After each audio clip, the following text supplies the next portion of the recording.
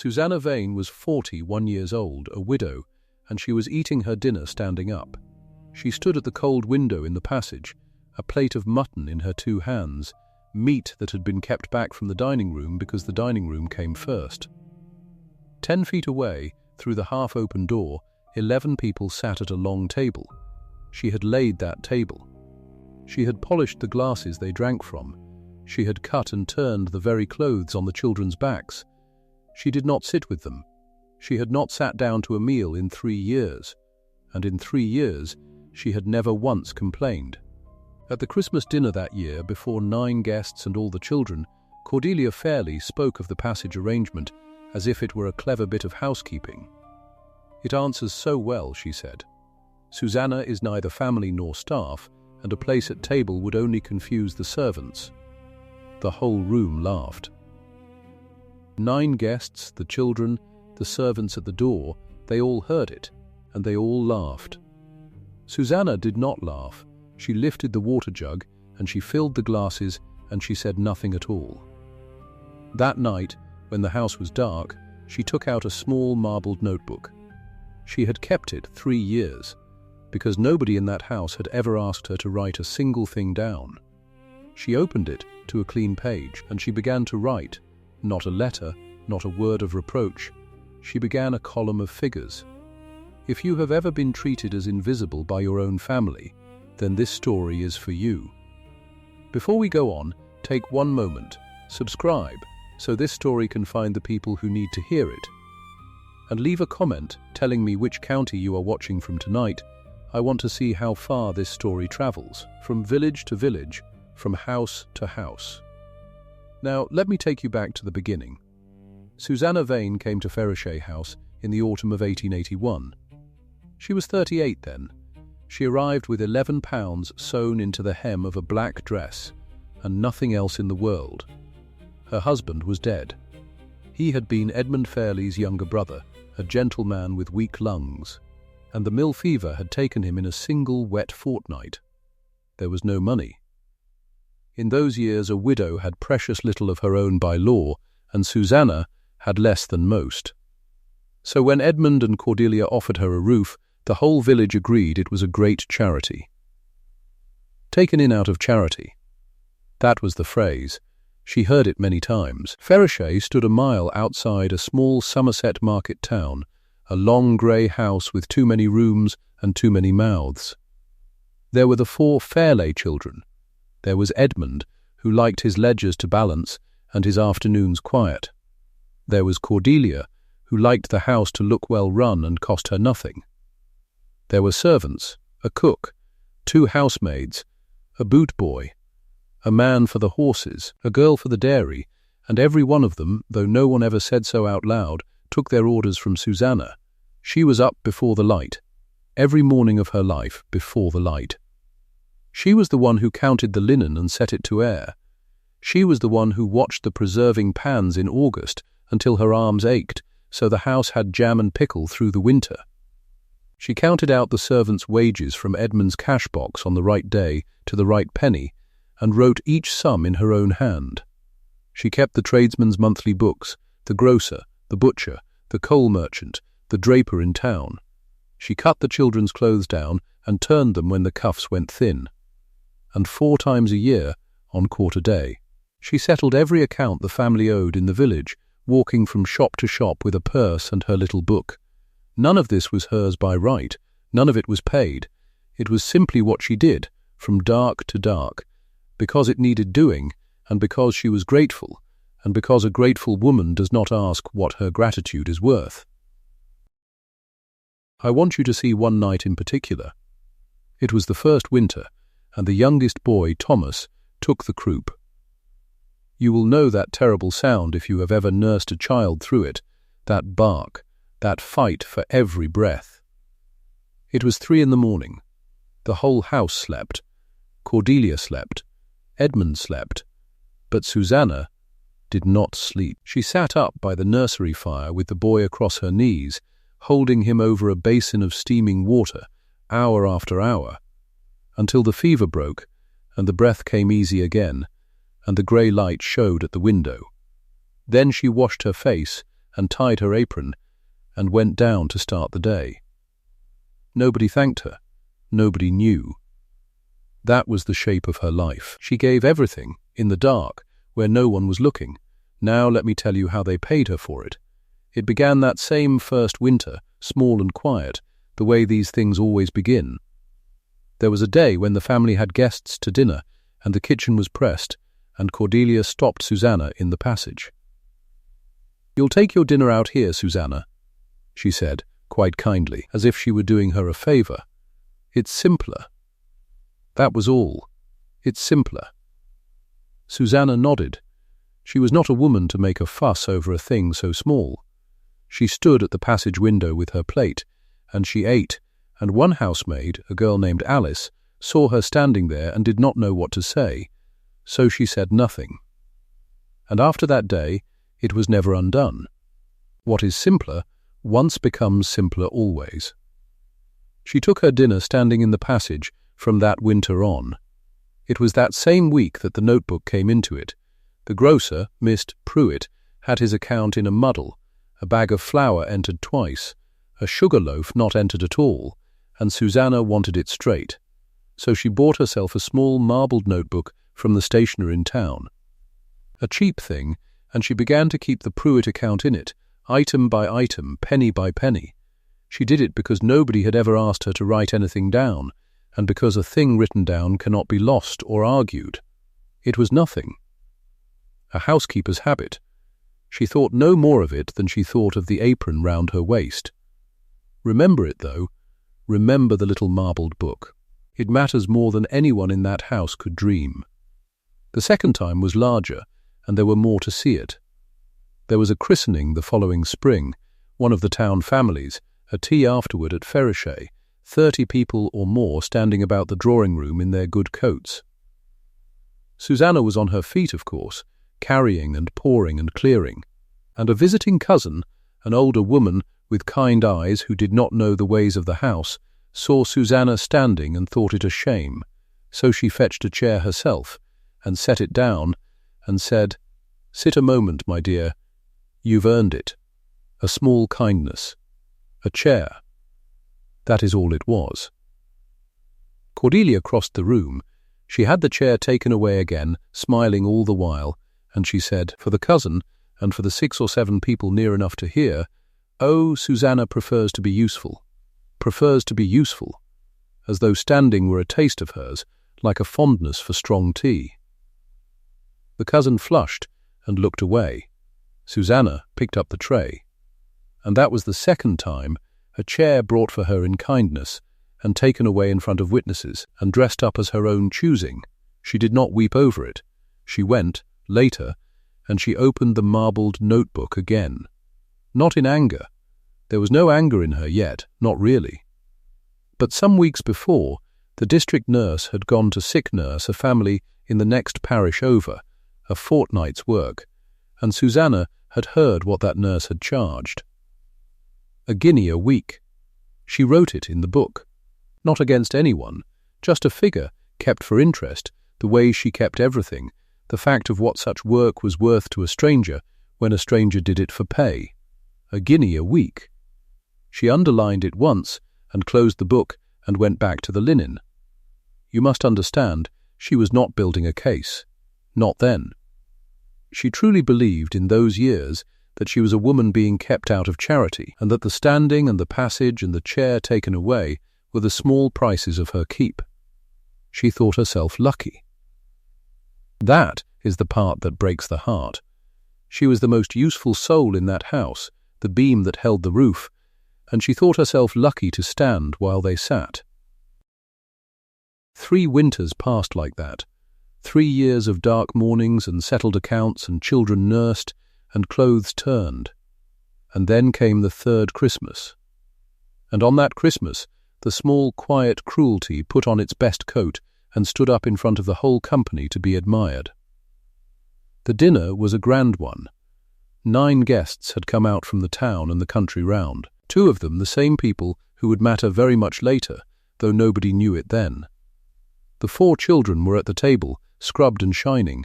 The servants stood at the door in their good aprons to see the goose brought in. and Susannah, of course, was not at the table. She was in the passage, at the cold window, with a plate kept back for her, watching through the half-open door. There was wine and there was laughter, and somewhere in the middle of it, Cordelia rose a little in her chair and made a small announcement, the way a hostess does, pleased with her own good sense. She said that the passage arrangement for Susannah was to be made permanent. She said it answered so well. And then she said the thing that the whole table would remember, and that half the county would repeat before the winter was out. Susannah is neither family nor staff, she said, and a place at table would only confuse the servants. The room laughed. That is the thing you must hold on to. It was not one person being cruel in a corner.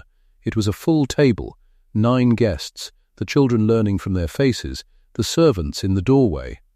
And every one of them laughed, and by laughing, every one of them agreed. It was the whole house, out loud, deciding that Susannah Vane was worth less than a chair. And Susannah? She heard every word of it through the open door. She set down her own plate on the window ledge. She came in with the water jug, quite calm, and she went round the table, and she filled each glass to the proper level, and she did not spill a drop. She said nothing. Her face gave nothing.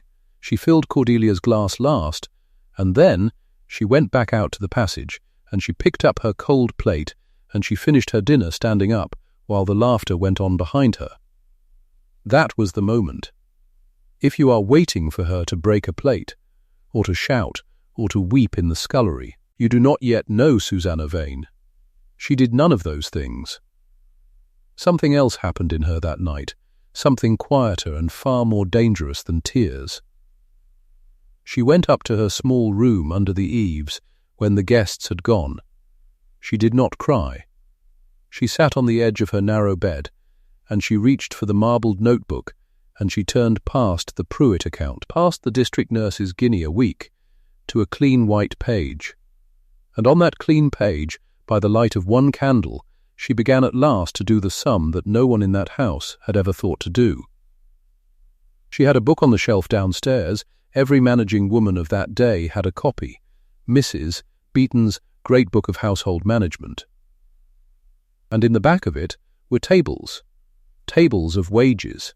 What a house of that size ought to pay a housekeeper by the year, what a monthly nurse earned, what a clerk was worth for keeping the books. Susannah had read those tables 100 times, ordering the servants' pay from them. That night she read them for herself, for the very first time. A housekeeper, in a house the size of Ferrishaye, was worth some £45 a year, with her board. She had done a housekeeper's every task for 3 years. That was one figure. A monthly nurse, for the sick nursing, the croup and the fevers, and the long nights over the basin. A guinea a week, when there was sickness, and there had been a great deal of sickness. That was another figure. A clerk, to keep the tradesmen's books and settle the quarter day and count the wages from the cash box. That was a wage too, and not a small one.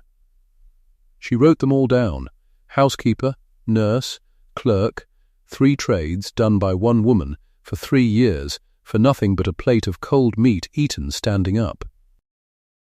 And here is what she found, adding it by candlelight with her steady hand. She had always believed the debt ran one way. She was kept out of charity, she owed them her gratitude and her labour, and no sum could repay a roof. That was the story she had lived inside for 3 years. But the figures did not tell that story. The figures told the very opposite. When she totaled what her work was truly worth, at the rates a stranger would have charged, it came to more, far more, than her poor keep could ever answer. The board and the little room did not begin to cover it. Not the half of it. Not the quarter. She sat very still with that knowledge. The candle guttered. For 3 years she had thought herself a beggar at their table, and she was not a beggar. She was the largest creditor that house had. The value had run the other way the whole time. They did not keep her. She kept them. She had kept them out of her own unpaid hands every single day while they laughed at her in the passage. She did not write a word of reproach. That is what I want you to understand about this woman. She did not write you were cruel, or you shamed me, or you laughed. She wrote a list, task by task, rate by rate, year by year, a plain and honest reckoning, the kind of column she might have shown to any tradesman in the town. It was not a curse. It was an account. And an account, unlike a curse, cannot be argued with. When the list was done, she looked at it a long while. Then she left one line blank at the very foot of it, one clean, empty line below the total. There was a sentence that belonged there, she could feel it waiting, but she did not write it yet. She closed the book on the blank line, and she blew out the candle, and she lay down in the dark. And for the first time in 3 years, Susannah Vane slept the whole night through. She did not decide in a rage. She decided in the calm that comes after a thing is finally understood. Over the next weeks she went about her work exactly as before. She counted the linen. She turned the children's cuffs. She was, if anything, gentler than usual, and no one noticed the difference, because no one ever noticed her at all. But behind the gentleness she was making ready, she chose her day. She chose quarter day, when every account in the village would fall due, because she was not a woman to leave a debt behind her, not even the debts of the people who had wronged her. And she wrote the last line at last. One evening, alone, she opened the book to that blank foot of the page, and she filled it in her plain, small hand. Just one sentence. Then she closed the book for the final time, and she knew that she was ready to go. The morning she left was the coldest of the year. It was quarter day, and it was black dark, hours before the first servant would stir. Susannah rose as she always rose, before the light. But this morning she did not tie her apron. She went down first to the tradesmen's books, and she settled the lot. Every account, to the last farthing, Pruitt the grocer, the butcher, the coal, the draper in town, all squared and marked, paid in her own hand, so that not one shopkeeper could ever say she left owing him a penny. Then she went to Edmund's cash box, and she counted it, and she balanced it exact, down to the single coin, and she wrote the balance on a slip and laid it inside. She left that house cleaner in its accounts than she had found it. She left nothing crooked behind her but the people. She had one bag. One small bag held everything Susannah Vane owned in the world, the same as the day she came, near enough. She put on the black dress and the black coat. And on her way to the door she stopped at the hall table, the wide table where the post was laid each morning for the family to find, and there, propped where Cordelia could not fail to see it, she left the letter. Not sealed against them, just the list, in the marbled book's own torn-out pages, folded once. The account. The total. And at the foot of it, the single sentence she had finally written. Then she opened the front door of Ferrishaye House, and she stepped out into the dark, and she pulled it quietly shut behind her. The carrier's cart was waiting at the end of the lane, its lamp a small warm smudge in the cold. She walked to it with her one bag. She did not look back at the house. She climbed up beside the carrier, and he clicked to the horse. And the cart rolled off toward the town and the morning train, and Ferrishaye fell away behind her in the dark. Behind her, upstairs in the small room under the eaves, there was nothing left to show she had ever lived. She had stripped it herself the night before. The bed was bare to the mattress, the shelf was empty, the little marbled notebook was gone. Torn of its pages and left on the hall table for them. There was no note of anger anywhere in that room, there was no note at all. Only a made, bare bed, and a cold grate, and a window looking out on the frozen garden. And the passage window, the cold window where she had stood to eat for 3 years, 10 feet from the family that would not seat her, the passage window was empty. For the first time in 3 winters, at the hour she would have been standing there was no one at it. Just the grey glass and the dark beyond it, and the long table waiting in the next room for a breakfast that no hand was rising to make. They did not know yet. That is the thing. Up in their warm beds the Fairleighs slept on, every one of them, with no notion in the world that the beam had walked out of the house before dawn, that the wages were counted for the last time, that the quarter day was settled and would never be settled again by those quiet hands. They slept, and the fires were unlit, and the letter lay on the hall table in the dark, waiting to be found. And on the top of that folded list, above the single last sentence, the ink was dry and patient as the woman who had written it, ready for the moment someone in that house finally woke, and came down and picked it up and began to read what Susannah Vane had always truly been worth. It was Alice who came down first, as Alice always did, because Alice had been trained by Susannah to be first and did not know how to be otherwise. She came down the back stairs in the half-dark at 6:15, went to the kitchen range and stood there for a moment that stretched longer than it should have, because the range was cold. Not banked down cold, the manageable cold of a fire set low for the night and waiting to be coaxed, cold. Properly out, ash cold, as though no one had touched it since yesterday's baking. She looked at it for a moment with her hand on the iron, and then she looked around the kitchen as if she were seeing it for the first time, which, in a way, she was, because the shape of the room without Susannah already in it was a shape she had never once encountered in 3 years of service. She lit the range herself. Eventually, it took her 4 attempts and a great deal of the matchbox. Edmund came down at 8:30, which was later than his custom and already a sign, because Susannah had always had his coffee on the sideboard at 8 precisely, and some animal part of him had known, even in sleep, that the sideboard would not produce it alone. He came to the hall first, as men do when something is wrong without their knowing what it is, and that was when he saw the letter. A folded piece of paper on the hall table, his name on the outside, in a hand he knew well from 3 years of quarterly accounts. He did not open it at once.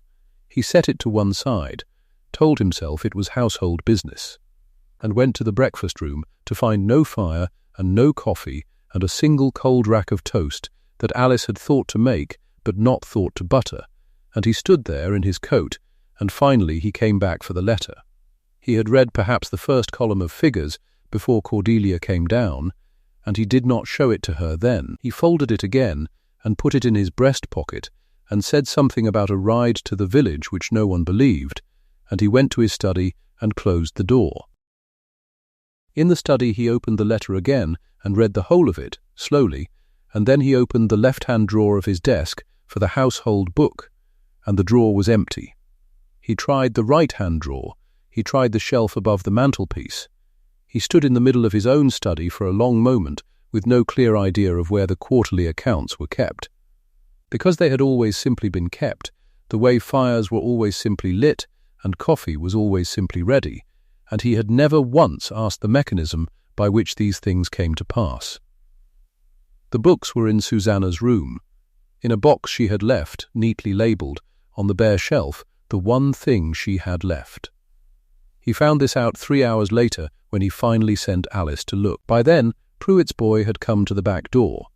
He was 15, Pruitt's boy, and apologetic in the professional way of boys sent on uncomfortable errands, and he stood in the kitchen passage holding a folded note and explaining to Alice that his father regretted the necessity.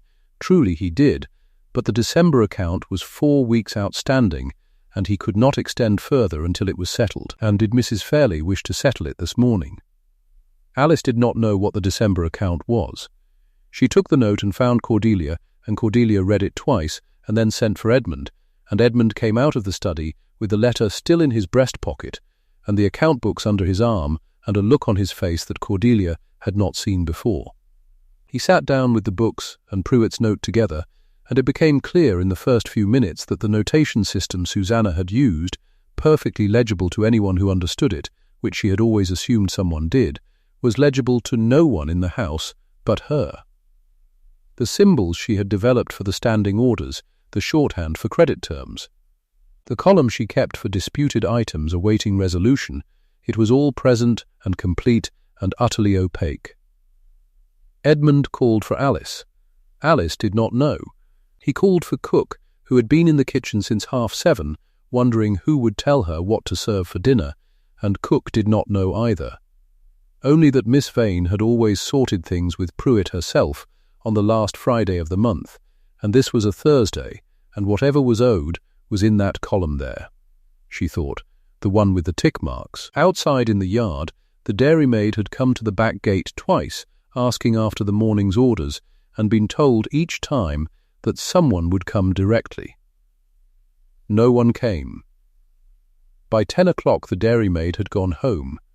She had a mother to feed, and no wages coming from a house that could not tell her whether to churn or not, and she took her pails and walked the mile back toward the town.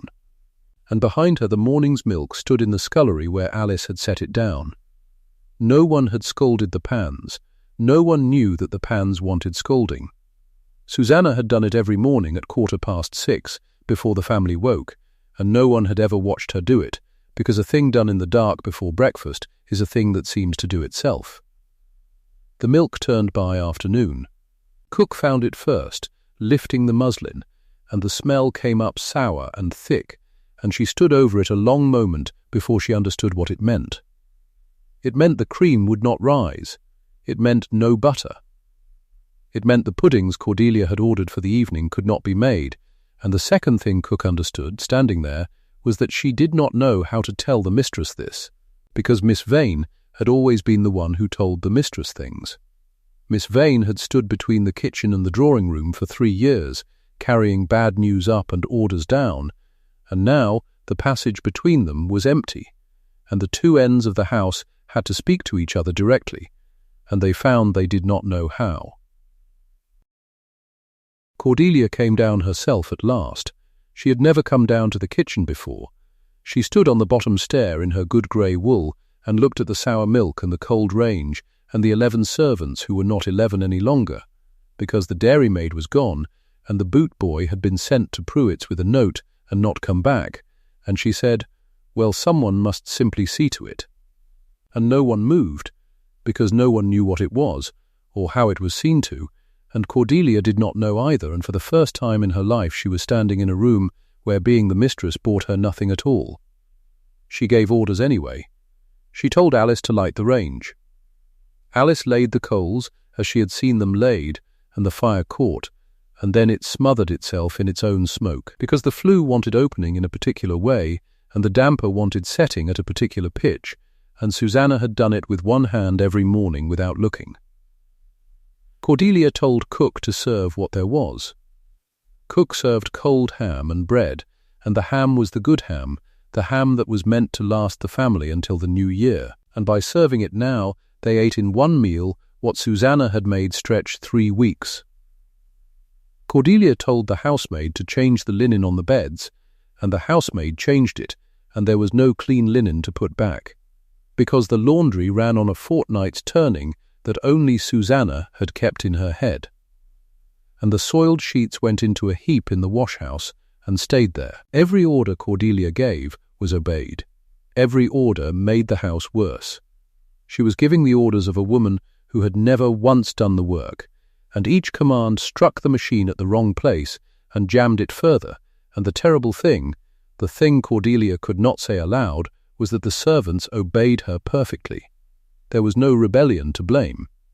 There was only the slow, visible, undeniable fact that the house had run on something she could not see and had never troubled to name, and that the something had walked to the carrier's cart before dawn with one bag and had not looked back.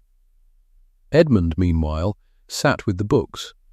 He sat with them all that first day and half the next, in the study, with the door shut and the letter still in his breast pocket, and he worked at the notation the way a man works at a lock he has lost the key to. The standing orders, the credit terms, the column with the tick marks that Cook had pointed to. He could read the numbers, he could not read what the numbers meant.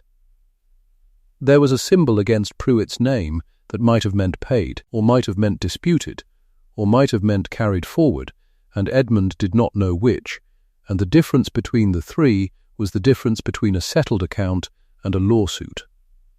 He turned the pages back 3 years. It was all there. It was all perfectly kept in a small clear hand by a woman he had taken in out of charity and never once asked to see the books, because he had assumed the books saw to themselves.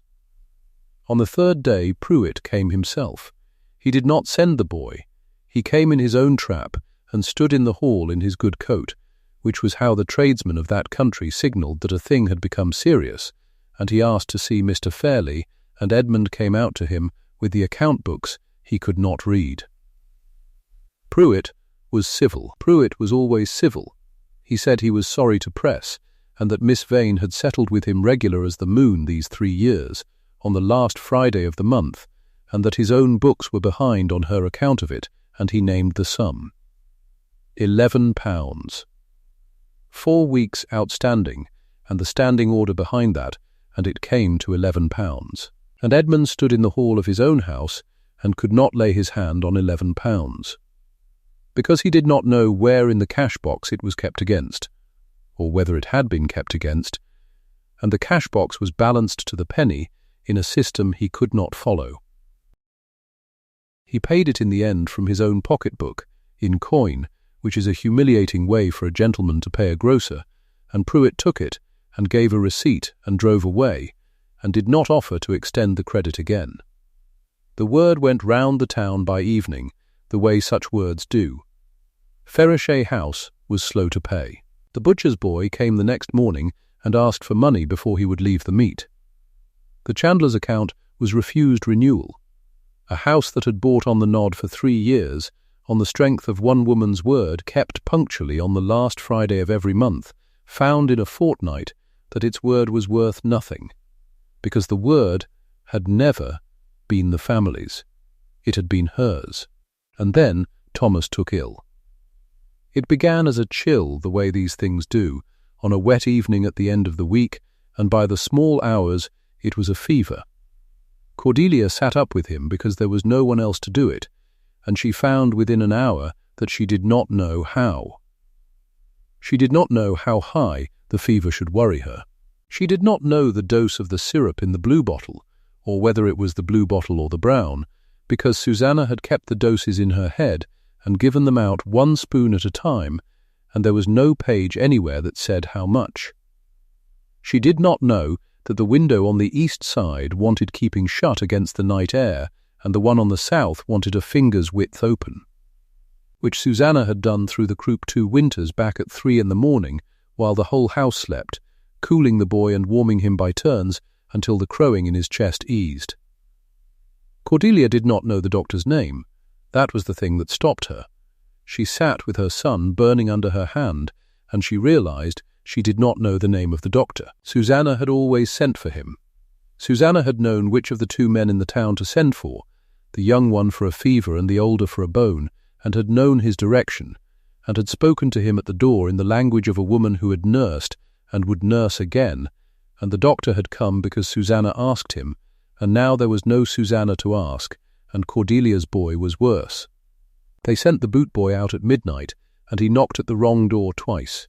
4 attempts it took before they found a man who would come, and the man who came at last was a stranger from beyond the town, roused from his bed and cross about it, and he did not know the child, and had no history to go on, and he did his best with what he was given, which was nothing. He asked what the boy had had before. No one could tell him. He asked how the last fever had been broken. No one could tell him that either. The house that had made a woman stand up to eat could not tell a doctor how it had nursed its own son. Thomas came through it. Let that be said plainly, so that no one carries dread through the rest of this. He came through it because the strange doctor stayed till dawn, and because a child of 9 is a tougher thing than a great house, and by the 3rd day the fever broke, and he slept and woke asking for bread. But Cordelia had sat those 3 days and nights in a way she had never sat in her life, without relief, without the woman who would have relieved her, and something in her had cracked along a line she had not known was there. She had thought management menial. She had said as much at table before 9 guests. She had learned in 3 nights over a sick child that the menial thing was the thing holding the roof up. It was Alice who finally spoke of the letter. It had lain on the hall table where Susannah left it, under a paperweight. For the better part of a week, half its pages torn from the little marbled notebook and folded once and addressed in the small clear hand to Edmund. Edmund had read the opening of it that first morning and had put it in his breast pocket and had not read the rest, because the opening had frightened him, and he had carried it there against his heart for a week, like a stone he could not set down. And Alice, clearing the table on the 7th day, said quietly to Cordelia that Miss Vane had left an accounting, and that she thought perhaps the mistress ought to hear it, because Alice had helped carry the ledgers up and down these 3 years, and she knew more or less what would be in it. So they read it. That evening, in the drawing-room, with Edmund and Cordelia and the 2 eldest children and Alice standing by the door, Cordelia took the folded pages from her husband's coat and opened them and read them aloud, because Edmund would not, and her voice was the voice of a woman reading her own sentence. It was not a letter. It was a list. It began in the autumn of 1881, the day a widow of 38 came to Ferrishaye House with £11 and a black dress, and it ran forward through 3 years, and it was itemised. It was itemised the way Pruitt's book was itemised, in the same clear hand, at rates a body could look up, because Susannah had looked them up. A housekeeper's place, kept single-handed, £45 a year, by Mrs. Beeton's own table, 3 years running. The nursing, a monthly nurse at £1 a week, and she had set down every week she had nursed. The croup and the measles and the winter agues, and the 3 nights of Thomas's fever 2 years gone, each one counted. The books, a clerk's wage, for the keeping of the household accounts and the settling of the tradesmen and the counting of the servants' wages out of Edmund's own cash-box, quarter day after quarter day. The linen, the preserving, the children's clothes cut down and turned. Every task named, and every task priced, and every price a real one that any master in the county paid a stranger to do. And then the total. Cordelia read the total and stopped. She read it again to herself, silently, her lips moving, working it in her own head to see if it could be made smaller, and it could not be made smaller, because the sums were right. 3 years of a house's whole management, at the going rate, came to more than a year's rent on Ferrishaye House itself. The woman they had taken in out of charity and fed last, and stood in the passage, had been the largest creditor the house had ever carried. The charity had run the other way the entire time. They had been living, all 3 years, on money she was owed. There was one line left, at the foot, on its own, in the plainest hand of all. Cordelia, read it, because there was nothing else to do but read it. I did not send this to be paid. I sent it because you always knew what I was worth, and made me stand up to eat, so that I would not. The room was silent. It was the same silence, near enough, as the laughter at the Christmas table had been loud, and it lasted longer. And into it, from the doorway, Alice said the only thing she had come to say. She said, "It's all true, ma'am, every line. I carried the books. I saw her do it. It's all true." And then she went back to the kitchen, because someone had to see to the morning, and it would be her now, and she did not yet know how. 3 weeks after Susannah walked to the carrier's cart, the 2 guests came again. Cordelia had invited them before any of this, in the ordinary way, back when the house still ran, and it was too late and too shaming to put them off, and so they came. 2 of the 9 who had sat at the Christmas table and laughed. They came into a house that had stopped. The dining room, where a woman had never been given a chair, now sat 11 people around a table that was late, and grey, and wrong. The linen had not come back clean, and there was no clean to replace it, so it went on soiled and pressed. The meal came up cold because the range would not draw. A tradesman waited in the hall through the whole of dinner for money that could not be found, and the guests heard him shift his feet out there, and pretended not to. The same witnesses who had watched Susannah refill the water jug in silence now watched the great house fail to fill their glasses in time, and they said nothing, and they understood everything, and that was the public reckoning, paid in full, before counted eyes. Now let each of them stand a moment in the ruin, because each earned a moment of their own. Cordelia sat at the head of her failing table, with the letters total still working in her head. She had called management menial. She had said a place at table would only confuse the servants. And now she could not run a single quarter day, could not tell the range from the damper, could not name the doctor who had saved her son, and she sat before her guests with all of it showing. And she said nothing, because there was nothing to say that the list had not already said. That was her sentence. Not poverty, not disgrace, only the daily, grinding, visible knowledge that the woman she had made to stand had been holding the whole thing up, and that everyone at the table now knew it too. She had wanted the appearance of a well-run, great house at no cost. She had got the reality of a badly run one at a cost she could not stop paying. Edmund went back to the study after the guests had gone and sat with the books one last time, and admitted to himself that he could not do it. He, the master, who wanted only a quiet life and a ledger that balanced without his touching it, who had never once in 3 years asked who settled the quarter-day accounts. He took a clean sheet, and he wrote to a land agent in Taunton, and he asked the agent to find him a clerk, a man of business, to keep the household books, at a wage. It was the first admission he had ever made in ink that a clerk was needed at all, that the books had never kept themselves, that a person had always sat in the dark before breakfast making the numbers true. He sealed it, and he sat a while with his hand on the letter, and he did not feel like a master. He felt like a man who had been robbed and had only just noticed, and could not, in decency, name the thief, because the thief had taken nothing but herself. And while they fell, Susannah rose, quietly, as she did everything.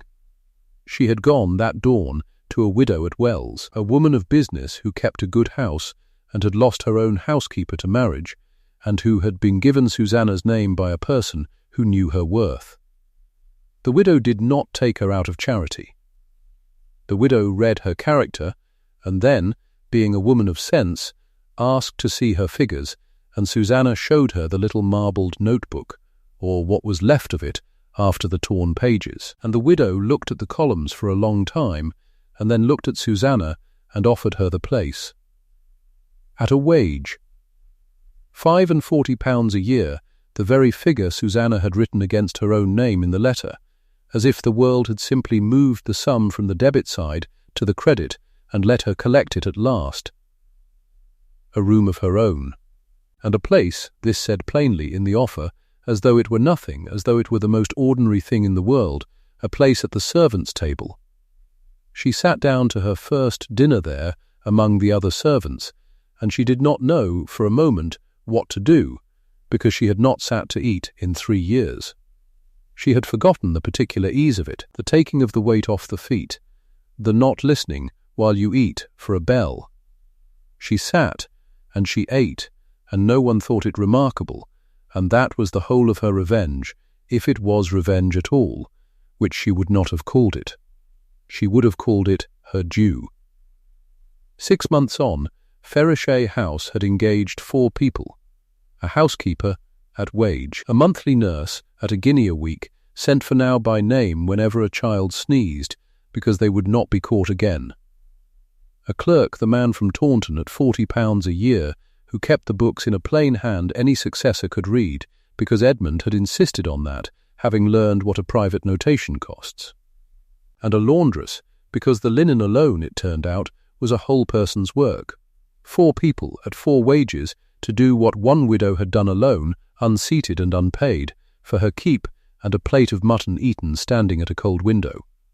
Edmund's ledger now carried, spread across 4 lines, the wage he would never pay her, and it came to rather more than £45, because a thing done by one person out of duty is always cheaper than the same thing done by 4 out of contract, and he knew it every quarter day when he signed the sums. The window in the passage is empty still, or not empty, for they say that Cordelia stands in it, sometimes of an afternoon, looking out at the carrier's road, and no one knows quite why, and no one asks her. She, who put a woman there to eat so the servants would not be confused, stands there now herself, with nothing in her hands. And Susannah? Susannah sits at a table by a small clean window that is hers, in the mornings with the light coming in across the boards, and she drinks a cup of tea, and she lets it go cold. That is the part she likes best, if you want to know.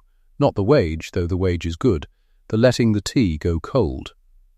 3 years she drank hers, scolding and standing, in whatever seconds she could steal between one task and the next, because to sit was to be caught being useless, and use was the only thing that bought her a roof. Now she sits, and the tea cools, and she is in no hurry to be useful, and no bell rings that is hers to answer, and the light moves slow across the table, and she watches it move. A note came to her the other week from Ferrishaye, asking her to return, on improved terms, it said, which was as near as that house could come to sorrow. She read it once. She did not answer it. There was nothing in her that wanted to answer it, no old ache, no temptation, not even anger, which had long since spent itself into figures and been left on a hall table. She simply set the note by the fire to be used for kindling in the morning, and she poured herself another cup, and she sat down to let that one go cold too. She has a chair now.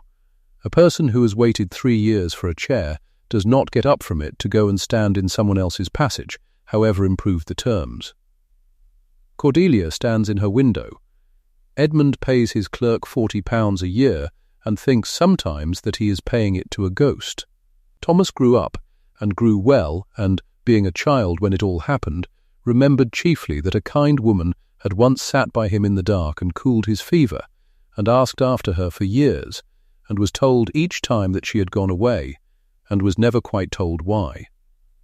The woman you will not seat at your table is very often the one holding your whole house up. You do not see her, because she works in the dark before you wake. You do not thank her, because the work seems to do itself. And you do not know what she was worth until the morning her chair is empty, and the range is cold, and the milk has gone off in the scullery, and there is no one, anywhere in all your fine rooms, who knows how the thing was done.